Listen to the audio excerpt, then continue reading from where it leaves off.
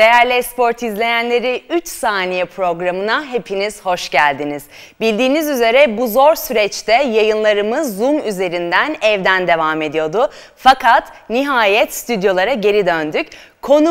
Bugünkü konuğumuz Jordan Theodore, UNICS Kazan'ın çok başarılı basketbolcusu ve kendisi şu anda online bir şekilde hattımızda. Jordan, hello, merhaba, how are you? Merhaba abla. I'm doing good. I'm doing really good. It's really good to see you. Thanks for having me. Thank you for joining us via Skype, but it's okay. I mean, you know, during this virus situation, everything will be okay after this situation as well. So right now you're in Istanbul, I'm assuming. Yes, I am. Yeah, exactly. How is it going in Istanbul? It's been going great. I mean, as far as the virus and the pandemic, here in Turkey, they've done a great job of, just containing it, keeping the people inside, making sure that they limit a lot of people's interactions with each other. So life here in Istanbul with the family, my new daughter, it's been great. Exactly. Maybe afterwards we can see her and we can see Tuba as well, because you and Tuba are very famous, popular in Europe, but especially in Turkey. And so we would like to see them as well. But I want to start the show with your childhood, with Inglewood, with New Jersey, with how did you become as a basketball player? Can you tell us? Well, it started with my mom.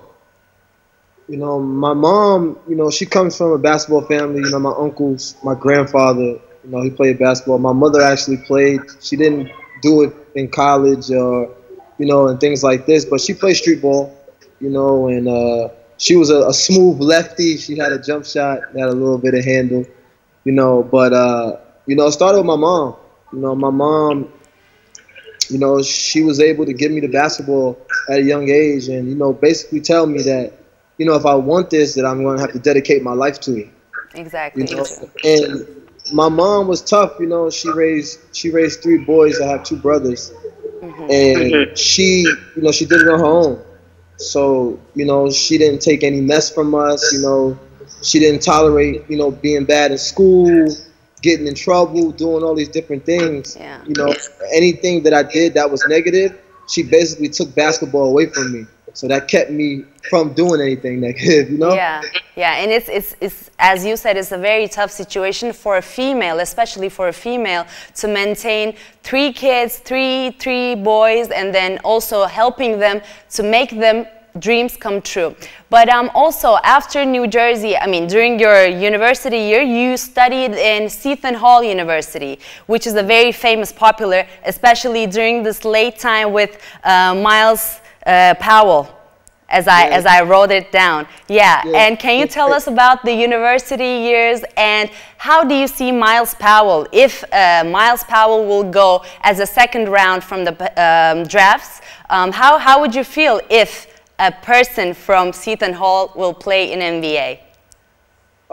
Well, to answer the first part of the question, Seton Hall was great. I was fortunate, to stay home and go to school. I didn't really want to go away. I wanted my family and friends to be able to attend every game, which I was able to accomplish, and, Seton Hall was a big family environment. I wanted to be surrounded by family, and that was the most important thing for me. I could have played basketball anywhere. Seton Hall really felt like home. It was a special place. And I also had some really great coaches who helped me out along the way, who gave me great advice, and also put me in position, on the basketball court to win and excel at my craft. So, that was what helped me a lot about Seton Hall. And about the second part of the question about Miles Powell, man, he's great. He's a terrific player, man. He can really score the basketball, from the point guard position, he can do a lot, and I think he will get drafted. I think he will be on the team, and I think the future is very bright for him. If he continues to work hard, continues to get better, continue to keep that humbleness that he has with him and to keep his head, above water and continue to stay afloat and just to take every day as if it's your last and to continue to get better. I think he's going to be terrific in NBA. Yeah, exactly. And also, I wrote it down as Bleacher Report wrote that you broke the Seton Hall University assist record. After Golden Sun Kits, you scored, I mean, you did 226 assists. So what is the secret of this part of your? I mean, it's not, I don't really have any secrets. You know, I've always, you know, preached that I've been a pass first point guard. You know, I like to get guys involved, you know, being able to penetrate and break down the defense and kick to my open teammates. This is something I really enjoy. You know, I mean, lately, you know, the last 3 or 4 years, I've been scoring the ball a lot more, you know, but in my early years, you know, all I did was basically facilitate and get guys involved, you know, and I think now in my career, you know, people are like really understanding that, yeah, he really enjoys passing. Yeah, exactly. I agree. Yeah. And I did it in college, you know, because, you know, in college it's kind of like, all right, pick something you do good and excel at it. True. You know, do it really well, continue to do it at a high level. And this is what scouts and, you know, NBA scouts, and this is what everybody looks at, you know. So I took what I did really well, you know, was assistant and just tried to be the best at it. Yeah, yeah. And but you as a professional basketball player, you chose Turkey to start your career with. You chose Antalya. So how that journey started? Well, I was working out summertime. You know, I was talking to my agent. He brought some deals to me, but he told me that you know, if I really wanted to make an imprint in Europe, you know, Turkey was top 2, top 3 of the strongest leagues in Europe. You know, it's either, you know, at the time I think it was, you know, Turkish League, ACB, and I believe VTB. You know, so me going into the Turkish League, you know, it was a no-brainer. You know, having the offer I had from Antalya, and then knowing that Corey Fisher went there the year before, and then hearing about all the other guys who had taken the next steps in Europe, I just wanted to be the next one to follow in those guys' footsteps, because I felt like, all right, if I can get here and I see that Jamon Gordon is here, and I see that all these other guys are here, hey, I can be that too. True, yeah, yeah. And so that was amazing. But how were you expecting before coming to Turkey? Because that's your first overseas year in Antalya, as I searched. And so what was the expectations and what was the reality? So can you tell us about that too? I mean, I'm a real outgoing person, so I'm really open to a lot of things. And if it's something that I feel like it's going to help me, then I'm looking forward to it. You know, so going to Turkey, you know, I didn't really have any problems, or I didn't have any reservations about leaving. You know, I just didn't know what to expect.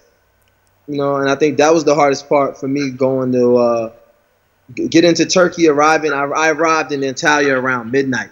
You know, I got to Istanbul, left the international terminal, went to the domestic terminal, left my bags, had to go back to get my bags because I thought they were going to transfer over. Yeah, yeah. First time traveling out the country by myself, figuring all this out, you know. I get to Antalya, it's around midnight. I have no charger for my phone. My house is not ready. Just a lot of things happen, but it was a lot of things that happened on the fly that happen in Europe to players all the time. Yeah. You know, over the first time, you're 7 hours ahead. You can't talk to your family when you want. You don't speak the language. You know, it wasn't easy. You know, it was definitely a transition, you know, but as I started to get used to it and open up more, Turkey's become home. Yeah, Turkey is your home, exactly. After also your marriage, your relationship, your marriage and your daughter, now Turkey is a family, Turkey is a hometown for you. And so after Antalya, you signed with Puerto Rican team. And you played in Puerto Rico and also in Dominican Republic's league. So how was that in a year? Two different teams in 1 year, and also across the country. Meanwhile, I mean, we're talking about the Turkey. You went back again to the United States. I mean, near United States. So how was that? Well, you know, for me, leaving Antalya after the season was finished, it was like, okay, do I want to go home and rest up for the summer, or do I take this money to go continue playing in Puerto Rico, where I felt like, okay, my team in Antalya, we didn't make the playoffs. You know, we didn't do well that season. So I felt like I still wanted to play. I wanted to keep playing. I wanted to keep making money, you know. So I went to Puerto Rico, and it was a great experience. I mean, it wasn't my first time there, but I had some vets on my team who understood I was a rookie coming in, and they needed what I brought to the table. And I believe when I got there, they weren't doing too well. We won like 11 games straight, ended up making the playoffs, you know, and it was a great experience. And then, you know, I went to Dominican Republic right after that because my coach from Puerto Rico was the same. It was the same, you know. So he asked me to come, and I was like, "Hey, I never been to Dominican Republic. Why not?" That's great. That's really great because it's like too many different environments. And when I studied about your career, so many different countries, all around the world. I can say that besides China and Australia, you went. I mean, a lot of places. Germany, Turkey, too many Turkish clubs. Turkey, Germany, Greece, this year Russia, Puerto Rico, Dominican Republic, since you're from the States, like so many experiences. So when you look back and when you go back with the memories, how do you feel? It's amazing.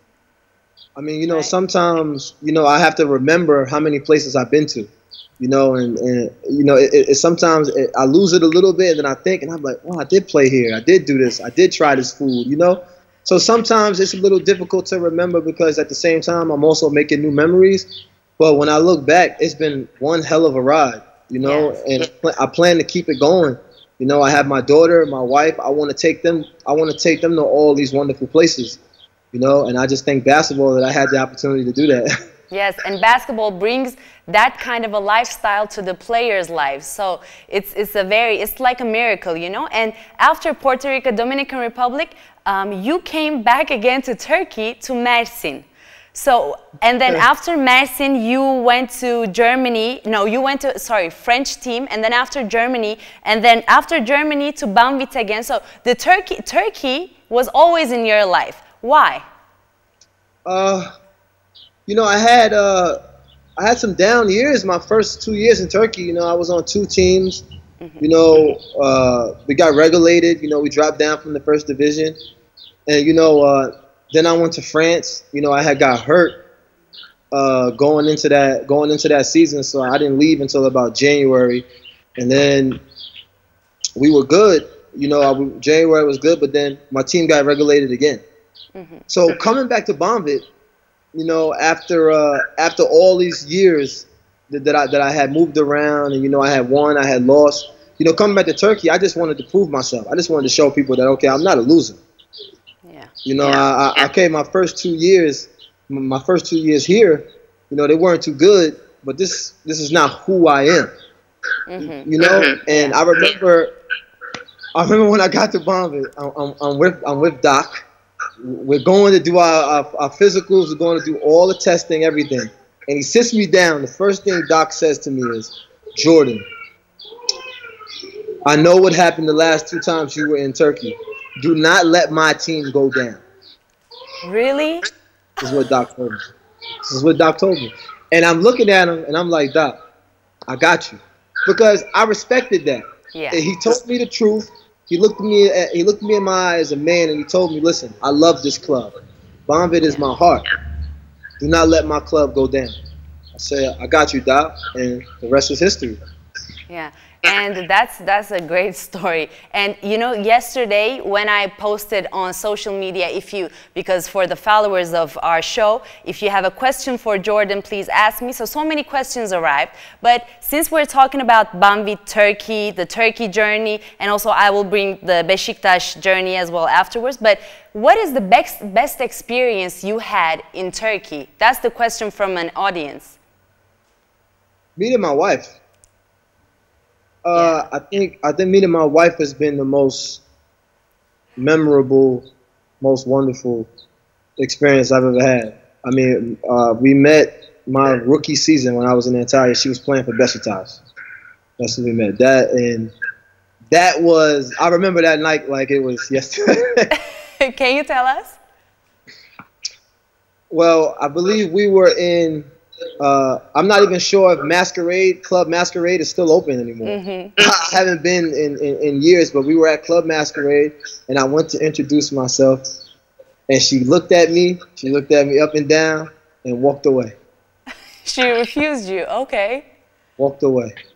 That night, I might have had a few drinks, you know, but at the same time, I was still ready. You know, I was still ready, but she didn't give me the time of day. And it was okay because, you know, you miss every shot you don't take. That's a basketball player mentality, exactly. Miss every shot you don't take. So it was okay. I kept that, you know, I kept that on my mind. And then years later, we end up, you know, meeting again. And, you know, this time it wasn't me introducing myself to her. One of her friends was introducing her to me. Okay. So, you know, it was a little different, you know, but man, it's been the greatest thing that's ever happened to me. Yeah, and Tuba, and I want to remind to all of the people who are watching, Tuba Taşçı is one of the best female basketball player in Turkey, and also they won the European Cup, I think it was 3 years ago with Galatasaray. So, and we want to see Jordan afterwards, Tuba, on the screen as well. Gotcha. And yeah, and so after Banvit, the Olimpia Milano, the Milan journey starts for your career. What were you expecting, and then how do you describe that year with Olimpia Milano? I mean, the year was trying. You know, it was one of those. You know, it was one of those situations where you know you had a lot of really good players on the team. Everything's put together so quickly going into that season. My mind state going into that year was to continue to train, you know, keep playing well, keep building my resume, and I want to win, you know, and I want to win at all costs. You know, it was a very, very, very tough year for us. You know, a lot of people didn't see eye to eye about the situation and what happened in Milan, you know, but I'm grateful for that opportunity. Yes. You know, it was, you know, I got injured, you know, in February when I was really starting to pick my game up and play really, really well, and then I got hurt, and it sidelined me for the rest of the season. Yeah, you know, and you were named also the MVP of 2017 in the Italian League. I mean, no, Italian Super Cup, I'm sorry, the 2017 MVP. And so you had a great season, but you had the injuries and you had some problems, maybe with the team, maybe because of the team, but you had overall a great season, great performance. And then after Milan, the Athens journey starts. So you went to Greece. As I'm telling you all these names, I'm giving you these names, you really experienced all the leagues all around the Europe. I mean, how is it? And what is the best league? Let me ask you in that way. What is the best, which one is the best league that you played? I mean, of course, you have to say EuroLeague. I mean, EuroLeague is just amazing. It's just a show. Every game is a show. You know, the lights are on. You know, and even though every game you feel like the lights are on, it's just a different feeling, different atmosphere. You know, playing in that EuroLeague. As being able to have that opportunity, you know, I have a lot more respect. True. You know, I have a lot more respect for the EuroLeague. You know, but as far as the different leagues, I mean, if you want me to talk about countries. I mean, the domestic leagues as well. I mean, EuroLeague, from your perspective, EuroLeague is one of the best leagues that you played, but also domestic leagues. Which domestic league, which country's league is the best one? I mean, I've never played in Spain. I haven't had that opportunity to play in the ACB, you know, up until this part of my career. But I mean, the VTB league was great. I mean, the Turkish league is up there. You know, for me, I would say the Turkish league. Okay, you would say Turkish league. I spent most of my career in the Turkish league, you know, and every night is a battle. True, exactly. No nights off. Exactly. And so after AEK, and then that year in Greece, you had a great performance as well. I want to underline that. And after Greece, you got married with Tuba, and you came to Besiktas. You signed with Besiktas because, as from one of the interviews you gave, you said, now I'm married with a Turkish woman, and now here is my house, here is my hometown, and I want to experience here with Besiktas. So what were you expecting with signing with Besiktas, and what was the, I mean, let me say it like that, delusions that you had? I mean, my expectations was to win. You know, I knew I had a great coach in Dusko, you know, Coach Dusko. Very good coach, yeah. I knew we had a great coach. You know, I knew we had some talent coming in. You know, I knew we were young. You know, from the teams that I've been on, you know, I've had a lot of older guys. But, you know, this is one of the times where I was one of the older guys on the team. You know, we were young. But, I mean, Besiktas was, it was good. I mean, I don't want to talk about, you know, the financial problems because every team has financial problems. So this wasn't my concern. You know, I just wanted to win games, you know, and we had a lot of ups and downs throughout the season, which happened. You know, but, you know, and all in all, my takeaway from Besiktas, I feel like it was great, you know, and would I go back to play again if the situation is different? Yeah, for sure. Yeah. I mean, I love Istanbul. You know, my family is here. You know, I would love to play Besiktas or any of the Turkish teams. Yeah, it's true. Any of the Turkish. And then you would be a perfect fit for some of the EuroLeague's team of Turkey. I want to mention that as well. And you said on one of your interviews, you said that I'm also warning the young players not to play for no money. I mean, if you play and get your money. You said that. And what was the reaction that you got also from the young players when you say that? I think a lot of the young guys respect me. You know, I think you know, when I speak about financial situations, you know, about what's going on in Europe, you know, I don't talk about what's happening with the pandemic because I understand that people will take pay cuts and everything that's going on. But when I talk about, you know, financial situations, excuse me, can you close the door? Because when I talk about the financial situations in Europe, and when I speak about the young players and I tell them to make sure they get their money, I tell them this because, you know, we're not, at the end of the day, we're professionals and we have families back home.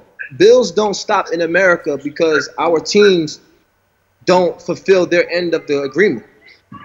True. You understand? So they expect you to come in, practice hard every day, go to different team events, be on time, you know, don't talk back or speak your mind on social media and do these different things. But at the same time, you're not paying me on time and my money's late. Yeah. True. You know, how can I be professional and you're not being professional? I agree with you. Exactly. It's true. And because so many people were talking about you, they were also, the clubs were tweeting, you were tweeting, and people were tweeting, and people were also very, I mean, people were thinking in the same way with you during that times with when the financial problems were popping up. But I understand and I agree with what you're saying. And I want to ask you, what is the worst, we always talk about the good things, but what is the worst experience you had during your basketball career? Oof. Is it a hard question? No, it's not a hard question. It's just, you know, I don't like, I just, you know how some things happen and you just keep it going? Yeah, you're looking from a positive perspective. We all know, we can see that. But you know, from a basketball player point of view, what was the worst experience you had on the court, outside of the court? I mean, I would say, you know, off the court, I think the hardest thing for basketball players to deal with off the court is just, you know, getting used to the environment. You know, you're in a new place. You know, everybody is not as outgoing as me, so they're not open to going outside, walking around, meeting new people, trying to learn the language, trying new foods, doing these different things that will help you. You know, so I mean that was good, but I think the hardest thing on the court for me was adjusting to the rules. You know, it took me a little while to get used to the European rules. You know, I'm trying to go in for layups and guys are slapping it off the rim. Yeah, exactly. I'm calling timeout if some guys are trying to get the ball. I'm calling timeout, and the ref is looking at me like, "What you doing?" Yeah. And the referees are not giving you the call. Yeah, and so many American players are also telling about, you know, when they come to the show or when I'm doing the interviews with them, they're always saying that the rules are so different that we have to do exactly what referees say or tell us. We cannot be doing what we used to do in the United States. So exactly, I understand you. And but meanwhile, you're talking about the out of the court. You were playing, and maybe you will play in UNICS Kazan, in the Russian league. So how is the traveling situation over there? Because it's like a continent. It's a big country. So how is the traveling or going from hotel to the plane, flights to the hotels, to the courts, arena? So how is it? I mean, as a basketball player, traveling is never easy. You know, playing games, having to get on flights. You might have to take 2 flights. Yeah. You know, and being in Kazan, you know, when we have VTB league games, you have to travel from Kazan to Moscow, lay over maybe 2 or 3 hours, and then fly from Moscow to wherever is next on the destination. You know, and then hopefully praying we don't have any bus rides, any long bus rides. You know, of this magnitude. But I mean, I'm not complaining about the travel. The travel, you know, is not too tough. I mean, besides going to Astana, Saratov, and I want a few other places, you know, from Kazan. But you know, thank God I missed those trips. I got there after that point, but you know. Yeah, I can understand. It's a huge country, and it's also fun. And what is the favorite part of Russia, of Jordan Theodore? I mean, I haven't seen all of Russia, you know, but I really enjoy Kazan. Kazan is a really nice place. I love the city. They have really great restaurants. The people are nice. You know, it was my first time, you know, actually living in Russia and being a part of the VTB league, so I didn't know what to expect. But if you ask me the worst thing, I would just say the weather. Weather, right? It's so cold. So cold. It's so cold. And who are the? Okay, let's do like this. Let me ask you in this way: that which players or who are the best players of VTB league from Jordan Theodore's perspective? Okay, I would say Eric McCullum, Jamar Smith. I would say Mike James. You got Alexi Sved. You got Devin Booker. You got I mean, it's a lot of players, and I didn't get a chance to play against everybody. That's why I asked you. That's what I asked you this question, because there are so many good players in Russian league. So it's hard to name them, no? Yeah, it is, and you know, every team is stacked. You know, every team has really good players. You know, you look at the EuroLeague teams and the Eurocup teams; they're bigger. They have bigger budgets. You know, a lot of the players you know because you played against them or you've heard about them. You know, but you know, there was a lot of players in the VTB league that we played certain teams, man, and they had some really good talent. You know, some really good talent. And since you played for EuroLeague and you played also for Eurocup last season, what are the differences?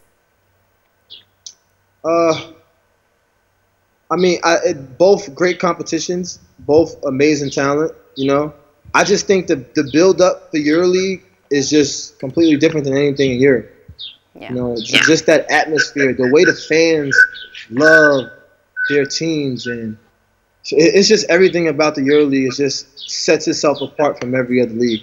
You know, and I think the respect factor it gets from everybody in Europe.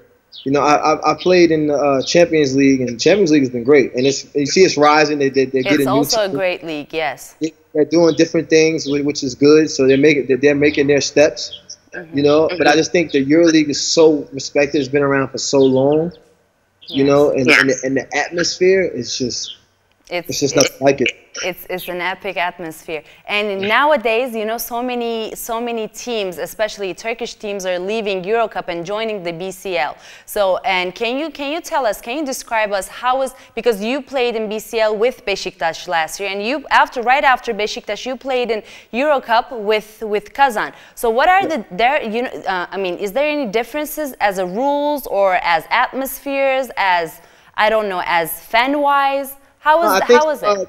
I think the difference between Eurocup and BCL this year was just the teams. You know, I think, you know, certain teams were in certain cities where the travel is better.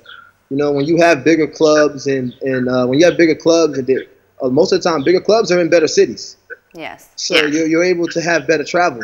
True. You know, but going from Champions League to Eurocup, for me, it was a huge difference because when I got to the Eurocup, we were in playoff stage. Yes. You know, we were in the next round, so every game counted, every possession, you know, everything was magnified on a different level. So, you know, I couldn't really, I haven't experienced Eurocup from the beginning. You know, I got there, pool play, playoffs, and we need to win to get to the top 8. Yeah, and you are also one of the best point guards of Eurocup. I want to say it I'm saying it personally, I'm thinking it, and so many fans and so many basketball followers are thinking the same thing as you, as your career, and you were incredible in EuroLeague as well. So I'm curious what's going to happen next season for you. And my last question is this: I really want to ask this sensitive question to you, because since you are married to a Turkish woman, how do you see the things going on in the United States right now? It's been tough. I mean, I've had these talks with my wife about it. You know, I've expressed different emotions to her, like how I want to go home. I want to go protest. I want to stand. I want to be there for what I believe in. You know, and she supports me in this, but at the same time, I have family here, so my family is here, and I refuse to leave my daughter. You know, but as far as with racism and things like this, I don't support it. Police brutality is bad. It's awful. It's terrible. It's been going on for way too long. You know, colored people, you know, of all colored people have suffered too much, you know, throughout this world, especially in the United States. You know, every time I look on my phone on Instagram, I'm seeing another colored person killed by police, attacked. You know, these different things. You know, and it really comes to a point where you start to feel numb to it. Like seeing it on your phone and being like, okay, somebody else passed away, somebody else was killed. You know, so it's really hurtful. It has me frustrated. You know, it has me angry. You know. But at the same time, I feel really, really blessed that I'm in position in life that I can take care of my family and I'm able to provide, you know, because with the situation back home, with the protesting, with this pandemic, you know, people are not working, you know, and I'm financially stable to where I can provide for my family. So, you know, with everything going on, it's really tough. It's really hard to deal with. You know, but I'm just really, really thankful, and I'm blessed that I'm able to take care of my family, and that we can stay level-headed in this time of crisis. Exactly. I think the same thing, and I'm praying for everything to go well, everything to go in a good direction in this world, especially after this virus. You know, we're handling with so many stuff. And for the last words, what would you like to say to the basketball fans? Thank you guys. You know, you guys have been supporting me, you know, for my whole career. So I just want to say thank you. Dennis, I love you. You know, you're my sister. I know. I know. You too. I love you too. Thank you, Jordan. Seriously. And actually, I just remembered a question that came from a follower that he wants me to ask you. If Jordan Theodore's daughter will become as a basketball player, what kind of advices that he will give to her? Oh, I don't think I can say this stuff on the air. Oh, okay. Okay. No, but you know, I would tell her. No, it's okay. I would just tell her, you know, continue to work hard every day. You know, understand that nothing will be given to you. You know, and it's hard. It's gonna take hard work. You know, it's gonna take hard work every day. You know, you're gonna have to outwork the next person. You have to push yourself to certain limits. You know, there's gonna be things that you thought that you couldn't do that you're gonna, you know, put your body through. You know, and just to stay focused, stay locked in, and just be humble about it. Yeah. Do we have a chance to see her or Tuba? I believe so. Tuba. She's it. Ale. Tuba. Oh, Tom, wait, I have to grab my daughter. Okay. So now we're waiting for Jordan Theodore's daughter to be on our show, because now no one saw or no one has experienced her in their show. So I am blessed and I'm very lucky to have her. So let's see, how is Lila Theodore? Lila, you want to say hi? Lila! Say hi to people? Yo? How beautiful, how beautiful. That's her first show, right, Jordan? Yeah, first show, guys. First show. Lila, now Turkish basketball fans know you. I mean, they have to be careful around you because you're famous. Yeah. Hello, Lila. Hi. Jordan, her legs are so tall. I mean. Yes, long. Yeah. Lila, Tama, Mashko. Tama, you know? And Tuba is near you? No, Tuba's not here. Tuba left. Oh, Tuba left. I understand. Okay, can we close our show with this amazing picture? Yeah, sure. Thank you, Jordan. Thank you for being with us today on our show on the Esport 3 Saniye and sending so many loves, so many hugs to Lila. Thank you, Lila. She said bye. Goodbye, goodbye. Değerli Esport izleyenleri, haftaya tekrardan yeni bir 3 saniye programında görüşmek dileğiyle. Hoşça kalın.